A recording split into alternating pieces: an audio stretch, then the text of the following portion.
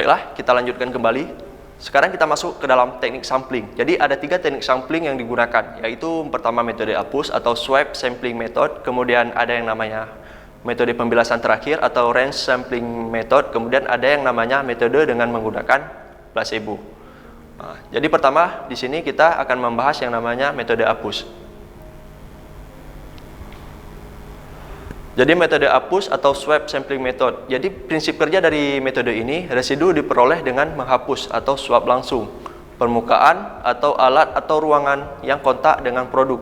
Hasil swab dianalisis untuk kandungan residu setelah melalui proses ekstraksi atau untuk kandungan mikroorganisme setelah melalui kultur mikroba dan inkubasi.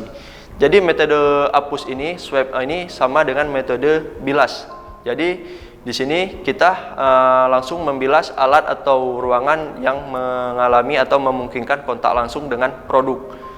Jadi metode pengambilan sampel dengan cara menggunakan bahan APUS atau swab material yang dibasahi dengan pelarut yang langsung dapat menyerap residu dari permukaan alat.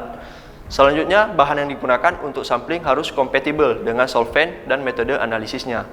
Tidak ada sisa-sisa serat yang mengganggu analisa. Kemudian ukuran material harus disesuaikan dengan area sampling.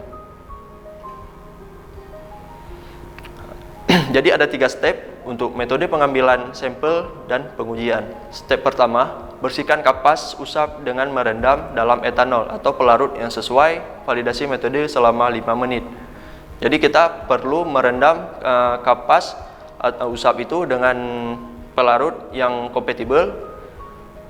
Kemudian kita sonifikasi dan kita peras. Tahap selanjutnya, pada saat pengambilan sampel, dibasahkan kapas usap dalam metanol atau pelarut yang sesuai atau yang kompatibel. Kemudian kita peras kelebihan pelarut dengan menekan di bibir bagian dalam wadah.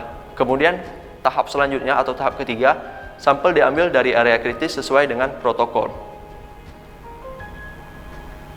Ini untuk contohnya, bisa kita lihat pada gambar. Letakkan bingkai SS 5x5 cm di area yang akan diusap. Kemudian usap luas area yang ditentukan sesuai arah berikut. Jadi kita bisa lihat arahnya itu mulai dari atas, kita lanjut ke bawah.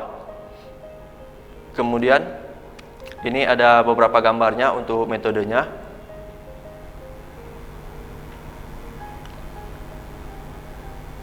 Selanjutnya kita masuk ke dalam yang namanya metode pembilasan terakhir atau Rinse Sampling Method. Jadi prinsip dari metode ini, residu diperoleh dengan mengumpulkan pelarut pembilas yang telah kontak dengan permukaan alat, di mana produk diproses, hasil bilas kemudian dianalisis untuk kandungan residu dan atau kandungan mikroba.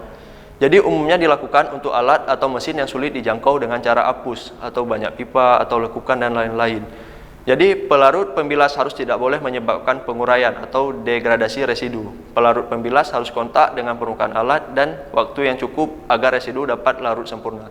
Jadi metode pembilasan ini umumnya digunakan untuk alat-alat yang mempunyai kerumitan seperti lekukan atau banyak pipa. Jadi metode yang ini harus kita bilas dengan pelarut yang cocok dan memungkinkan residu itu dapat terlarut dari alat tersebut. Jadi ada 2 step untuk metode pengambilan sampel dan pengujian, yaitu step pertama, kumpulkan 500 ml air bilasan terakhir dan 500 ml secara aseptis untuk uji cemaran mikroba. Kemudian air bilasan diuji terhadap parameter pH, konduktivitas, logam berat, nitrat, TOC, cemaran mikroba dan dibandingkan dengan kualitas air murni yang digunakan dalam proses pembilasan. Metode dengan menggunakan placebo. Jadi prinsip dari kerja alat ini yaitu residu diperoleh dari batch produk placebo yang dibuat dengan cara simulasi dalam kondisi yang sebenarnya. Contoh, produk sepanjang proses produksi melalui suatu rangkaian alat, kemudian dianalisis untuk kandungan residu atau kandungan mikroorganisme. Pengambilan sampel yang dilakukan dengan cara pengolahan produk yang bersangkutan tanpa bahan aktif dengan peralatan yang sudah dibersihkan kemudian dianalisa. Baiklah, sekian untuk materi hari ini. Assalamualaikum warahmatullahi wabarakatuh.